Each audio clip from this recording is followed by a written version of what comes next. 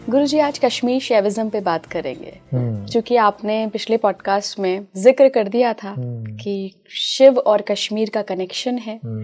तो अब शिव और कश्मीर का जहाँ कनेक्शन आ रहा है, शिव की बात हो रही है, तो मेरी क्यूरियोसिटी बहुत बढ़ गई कि यहाँ तो मुझे जानना है और एक ऑथेंटिक सोर्स के जरिए जानना है। क्या है कश्मीर शैविज्म? ऐसे तो ईरा देखें तो शिव का कनेक्शन पूरे हिमालय से तो है ही जी, पूरे ब्रह्मांड से भी है, बट कुछ स्थान होते हैं जहाँ कुछ विशेष कनेक्शंस होते हैं, कुछ विशेष संबंध होता है वहाँ पे। तो भारत में कश्मीर एक ऐसा स्थान है जो बहुत अभी भी कम लोगों को मालूम है। मैं बहुत व्यक्तियों से पूछता हूँ, कम लोगों को मालूम है ये कि कश्मीर का और शिव का एक बड़ा अद्भुत कनेक्शन है। वो ज़्यादातर इस कनेक्शन को जानते हैं अमरनाथ की यात्रा या अमरनाथ की गुफा शिवलिंग को लेके, उसका भी रहस्य कम लोगों को मालूम है। तो पहले मैं छोटा सा उस पर बताता हूँ, फिर हम सीधा श्रीनगर चलेंगे। जी। तो अमरनाथ की जो गुफा है इला, वो वह जगह है जहाँ हम ऐसा मानते हैं कि भगवान शिव ने माता पार्वती को अमृत ज्ञान दिया था। अमृत ज्ञान मतलब द साइंस ऑफ इमॉर्टैलिटी। वो कौन से तरीके, वो कौन सा ऐसी तपस्या है, साधना है जिसके द्वारा हम मृत्यु के परे, काल के परे जा सकते हैं। तो वो विद्या भगवान शिव ने माता पार्वती को जिस स्थान पे दी वो अमरनाथ है, और इसीलिए हर साल वहाँ पे वो जो बर्फ के शिवलिंग बनते हैं, प्रकट होते हैं, वो उसी बात का प्रतीक है कि किस तरह से तुम काल के बियॉन्ड जा सकते हो। तो ये जब हम कश्मीर की बात करते हैं तो हमें बस एक ज़्यादातर यही शिव का और कश्मीर का संबंध देखने को मिलता है, मगर एक बहुत ही गहरा और संबंध है, और भी हैं छोटे। आज मैं सबसे गहरे संबंध पे बात करता हूँ, और इस संबंध पे इसलिए भी बात करता हूँ कि पिछले साल मैं वहाँ था। तो मैं उस अनुभव से भी इस संबंध की बात करता हूँ। बहुत बहुत सदियों पहले भगवान शिव के एक बहुत अद्भुत भक्त हुए, उनका नाम है वासुगुप्त। मैं उनको ऋषि वासुगुप्त बोलता हूँ। उन्होंने अत्यंत गहरी तपस्या की भगवान शिव की, बहुत प्रेम करते थे उनसे। और एक बार रात को भगवान शिव ने ऋषि वासुगुप्त को स्वप्न में दर्शन दिए। वासुगुप्त इस जीवन के रहस्यों को जानना चाहते थे, शिव के रहस्यों को जानना चाहते थे, इस जीवन के परे क्या है, इन रहस्यों को जानना चाहते थे। तो स्वप्न में शिव आए और शिव ने वासुगुप्त को कहा कि तुम एक ऐसे स्थान पे जाओ, स्थान का वर्णन किया, अभी मैं उसके बारे में बताता हूँ तुम्हें, और वहाँ मैंने तुम्हारे लिए कुछ रखा है। वहाँ तुम्हें प्रश्नों के, अपनी साधना का सारा समाधान और उत्तर मिलने वाला है। अब उस जगह का वर्णन, ये हूबहू वैसा वर्णन है जिसको मैं जाके पिछले साल महसूस करके आया हूँ इला। शिव ने कहा कि ये श्रीनगर की घटना है, श्रीनगर के पास। शिव ने कहा कि महादेव पर्वत के पास जाओ वासुगुप्त, उस पर्वत के नीचे एक बहुत बड़ी शिला है, उस शिला में कुछ रहस्य है, तुम जाके ढूंढ लेना। अब वासुगुप्त, महादेव पर्वत अगर तुम जानते हो, कभी श्रीनगर गए हो, तो वाकई ही महादेव पर्वत है। हाँ, तो ये मनगढ़ंत नहीं हो सकता। तो वासुगुप्त गए उस महादेव पर्वत के पास, उसके नीचे तलहटी में, और एक बहुत बड़ी शिला एक नदी के किनारे मिली, जैसा शिव ने वर्णन किया था।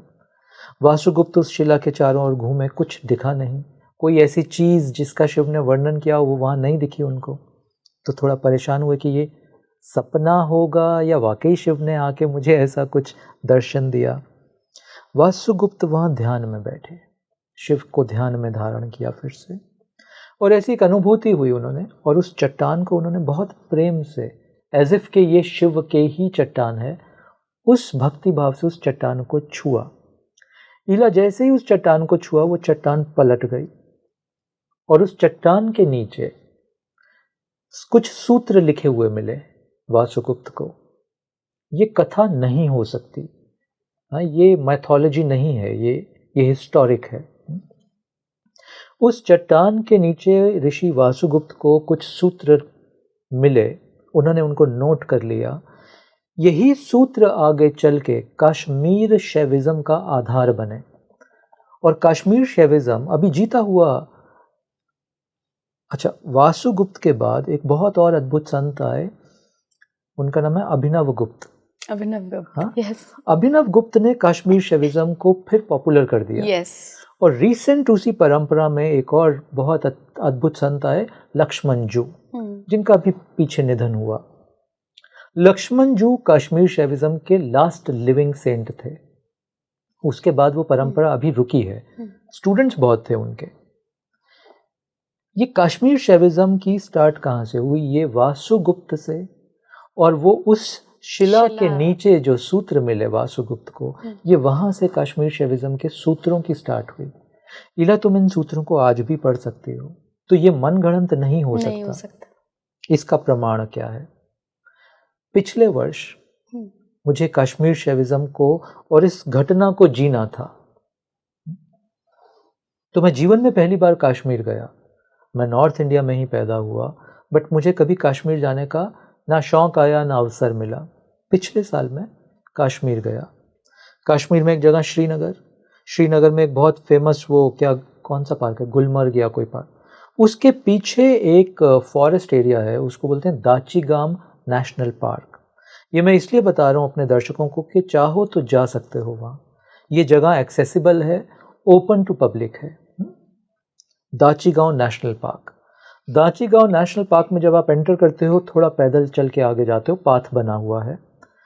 थोड़ा आगे जाके इला, वहाँ ये चट्टान है, सामने एक बहुत बड़ा महादेव पर्वत दिखेगा तुम्हें, और ये चट्टान अभी भी है, और इस चट्टान का अब नाम है शंकरबल। तो तुम दाची गांव के किसी भी गार्ड, किसी फॉरेस्ट के गार्ड से पूछ लो मुझे शंकरबल जाना है, तो तुम्हें हाथ जोड़ के प्रेम पूर्वक सम्मान से तुम्हें वो उस चट्टान पे लेके जाएगा।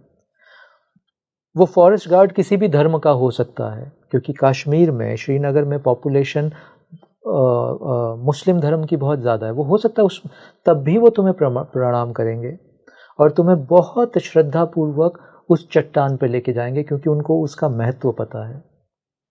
अब इसको देखो ज़रा, महादेव पर्वत, दाचीगांव नेशनल पार्क का जंगलों से जाता हुआ ये रास्ता, 10-15 मिनट की वॉक के बाद एक बड़ी सी शिला, जंगल के बीचों बीच, और मध्यम सी चलती एक नदी।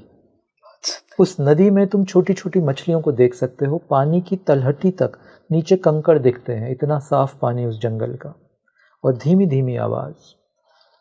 प्रमाण, हम प्रमाण की बात कर रहे थे। अगर तुम भक्त हो और अगर शिव भक्त हो, तो उस चट्टान के करीब पहुंचते ही तुम्हारी हार्ट बीट या तो तेज हो जाएगी, तुम्हारी सांस की गति बदलेगी, और अब जब तुम अगर वहां ध्यान करने बैठे, तुम्हारे पास संभावना है वासुगुप्त की उस चेतना से वहां कनेक्ट कर जाने की।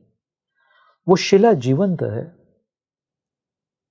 तुम बस छुओ या उसके किनारे बैठ जाओ, तुम इस पूरी कहानी को, इस पूरी हिस्टोरिक घटना को अपनी चेतना में इला अनुभव कर पाओगी, और वहां से निकले शिव सूत्र।